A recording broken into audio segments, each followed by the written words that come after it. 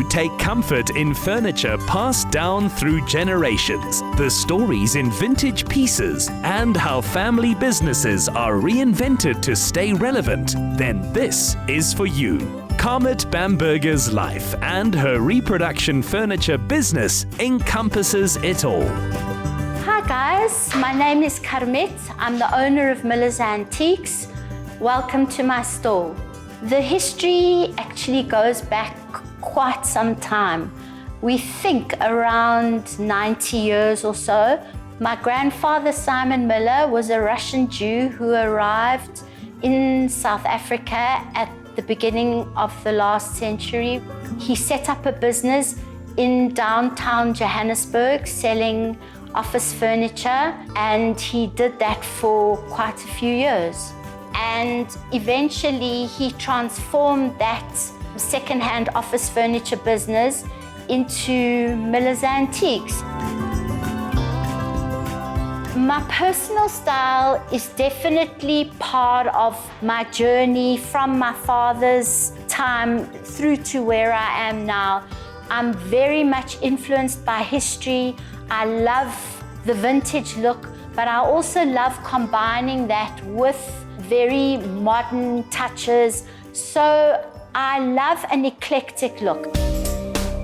She's ably assisted in creating her many pieces by a team of expert craftspeople. Yeah, my job here is to prepare and make fresh polishing. As you can see, I'm preparing this piece. I'm gonna finish it in the neat mahogany color. The other thing as I'm doing now, I'm just trying to make it smooth so that when the polish comes on top, then everything goes smooth. Finishers also constantly evolve with demand. Over here we've got Victor and Polite. They're doing a monocoat finish, which is a completely different look to the French polish. It's an eco-friendly, natural product that gives the furniture a very organic look. Everything that we do here is as it was done over 100 years ago. So hand-carved, hand-finished, very sort of authentic element to everything that's done. Current orders include pieces for a tailoring business in Pretoria, a formal lounge in KZN, and a restaurant in the DRC. While for this home in Joburg, popular interiors guru Lindy Ferreira joined the team to bring her expertise. As a decorator, I don't have a very specific style. I think it's the aesthetic in the way that I do things. So her furniture, I can manipulate and I can change it. So for one client, I can do one sort of look, and for another client, maybe like this client, I can do gold. And that's the advantage. The walls were plain. So what we did was we chose this wallpaper. It's a William Morris wallpaper. We wanted to use these kind of rich classic colors, so I've used velvet on these chairs, and we can finish them, as you can see, in the gold. We've done this cream sofa, so it's a combination of being quiet and maybe a bit more opulent and a bit loud. These tables, you can actually pull out and put them next to that person that's having tea. And so that's the result. To make her point that in furniture, more or more fancy is not necessarily better, Carmit invited us to her place, which she shares with her partner of 43 years. Welcome to our home. This is my husband. My name is Saul. Come right on in and let's show you how we make things really special with our furniture. The house is a combination of old historical pieces that we actually bought from the original Miller's Antiques 40 years ago, mixed with the new genre that we've gotten into, which is the reproduction painted furniture. This is a beautiful mahogany mirror that my husband bought me for my birthday. And these chairs are Victorian as well as the mirror. This is a reproduction chiffonier, and this table is also a reproduction piece. It's a solid mahogany French style dining room table. We call it an extension table because it has a few different sizes. It comes with a crank and you can open and close it.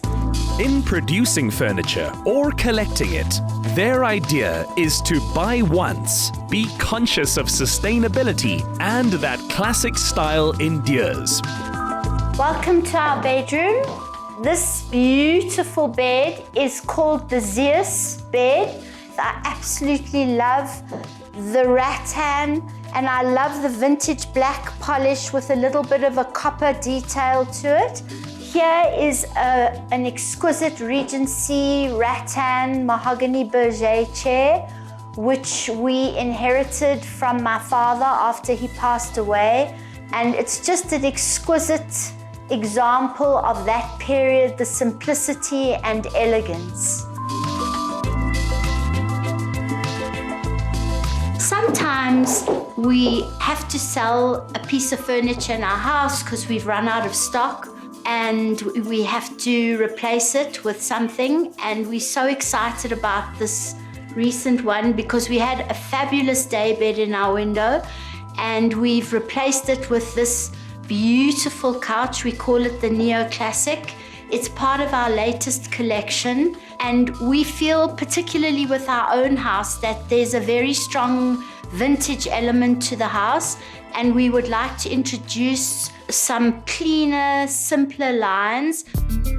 With new ideas and bold use of social media, business is booming.